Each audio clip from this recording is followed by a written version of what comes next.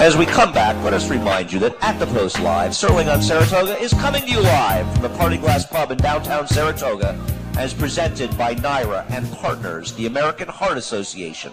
Heart disease is the #1 killer of all Americans, yet it's 80% preventable. The American Heart Association recommends daily exercise, eating a healthy diet, and getting a physical every year. For information, visit www.heart.org and Timeform US. Visit TimeformUS.com, the site for the modern horse player. The modern horse player who works for Timeform US is sitting right next to me, and that's my man Mike Beer. I'm getting chastised, by the way, before I talk to Mike, for not asking John Terranova about El Kabir, who, of course, is owned by Ahmed Zayed, who owns American Pharoah. So I'm sorry about that. We'll ask John when the show is over and tell you next week. Mike Beer, by having Mike Beer, who's sitting next to me, on Talking Horses with me 4 days a week, at least somebody has been occasionally picking winners on there. Jason's actually done fine in his days as well, but I'm the weak link in that chain.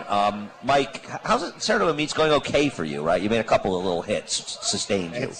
I guess it's good that you can get lucky once every 40 races or so and do okay, because I think overall I haven't been very smart up here, but a couple of days, all it takes. Yeah, it takes 2 hits and everything's fine. Yeah. The racing, do you feel, the racing I've found has been very, very difficult. It's required a lot of work. And it's not getting me winners, but I feel as though, I feel like I'm learning something up here. I'm just not sure what it is.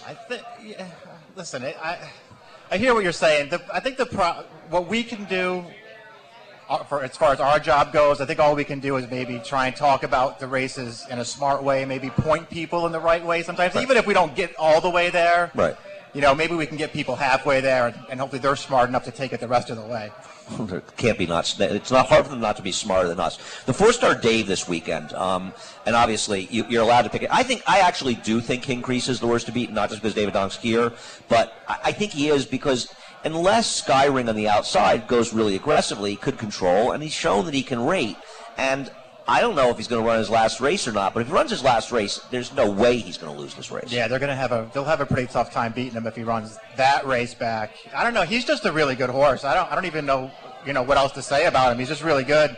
I feel like Pletcher's horse is also very good. Not the other one, Mishawish. You like Mishawish? I don't like Mishawish at all. I think he's a good horse, and he's a lot better than I ever gave him credit for. I think I didn't like him initially. He's sort of won me over. I like Jack Milton turning back a little bit, but I'm not a huge fan of his. I'm interested to see what Ironicus does in there. He feels like a horse who could break through. I don't know if I really want him on Saturday. He feels like he still has forward to go to me. I'll get him in the winner's circle. I don't like Ironicus a little bit in this race. The only thing I like about Ironicus is Shug McGahee, is because I feel like Shug can get these, will get these horses to continue to move forward. But he was, and I bet him, but he was very lucky to win the Dixie. I mean, he got not only this great ride, but it was a circumstance that made him look a lot better than he was. I'll have to disagree with that. He did get the right trip in there, but once he got through, he sort of made a mockery of that field. I don't know. He did, but a lot of horses had bad trips in there. Yeah, I hear what you're saying. I'm a big believer in that kind of handicapping, but I think Ironicus is better than you're giving him credit for.